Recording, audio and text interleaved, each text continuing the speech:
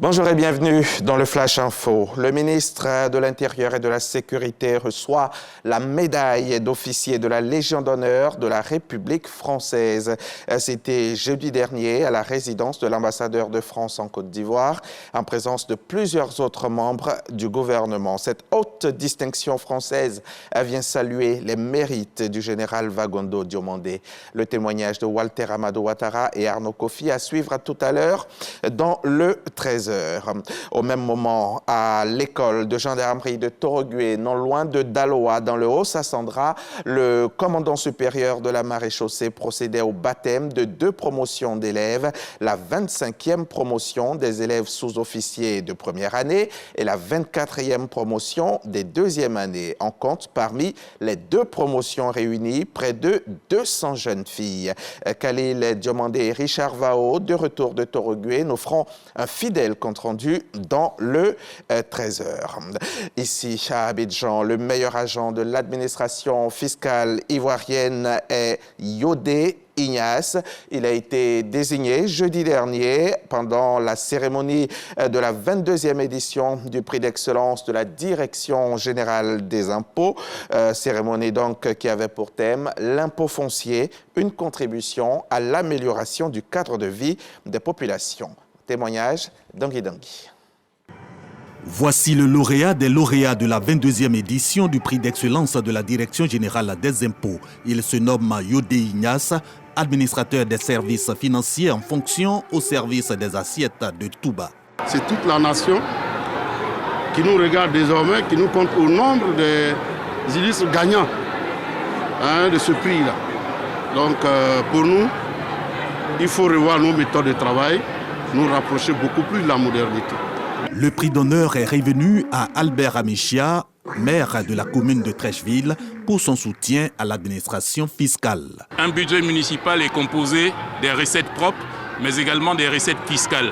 Et les recettes fiscales, nous les partageons avec la direction régionale des impôts. Et c'est 40% des impôts fonciers qui nous sont reversés.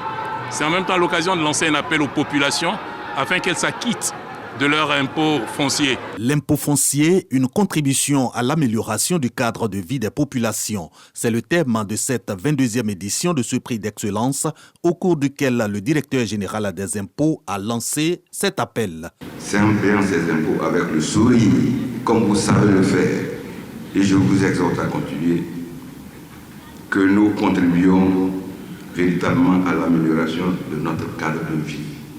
La Direction générale des impôts s'est engagée à faire de l'impôt foncier un impôt leader. Le représentant du ministre des Finances et du Budget, parrain de cette édition 2023, n'a pas salué seulement la célébration et la culture de l'excellence de l'administration fiscale ivoirienne. Il a appelé à plus de dialogue et d'apaisement. Nous attendons une direction générale des impôts qui évolue dans un climat social apaisé. Car, comme vous le savez, les bonnes performances ne sauraient s'accommoder d'incompréhension et d'un environnement délétère. La 22e édition du prix d'excellence de la Direction générale des impôts a enregistré 24 nominés et 11 lauréats, parmi lesquels le meilleur agent de l'administration fiscale au titre de l'année 2023. Eux sont jeunes, ils sont au nombre de 169 et ils viennent de recevoir leur CQP, leur certificat de qualification professionnelle en bâtiment. Ils ont été formés par Kayden Group dans les métiers de ferronnerie, de carrelage, de peinture en bâtiment, de ferraillage, de menuiserie coffrage, de maçonnerie et de staff plastique. Ils bénéficieront désormais donc d'une expertise reconnue. Cette formation est faite en collaboration avec le ministère de l'Enseignement technique, de la formation professionnelle et de l'apprentissage. Sarah Tiemene et Jean-Marc Djadji nous en diront plus dans le 13h. Une semaine après l'accident du dimanche 21 juillet à Fungurum, les conséquences se poursuivent dans les localités à 200 km au nord de Lombobashi. Nous sommes en RDC. Depuis donc un camion-citerne de l'entreprise minière locale s'est renversé, propageant de l'acide dans la rivière Kelongile. De nombreux poissons en sont morts et la population locale est désormais désormais privée d'une ressource importante. Mais les dégâts ne sont pas qu'environnementaux car les populations locales, elles aussi souffrent. La rivière Kelangele est une importante ressource alimentaire et économique. Ce n'est pas la première fois qu'un tel accident se produit dans la région. Associations et acteurs de la société civile en appellent aux autorités pour dépolluer la rivière.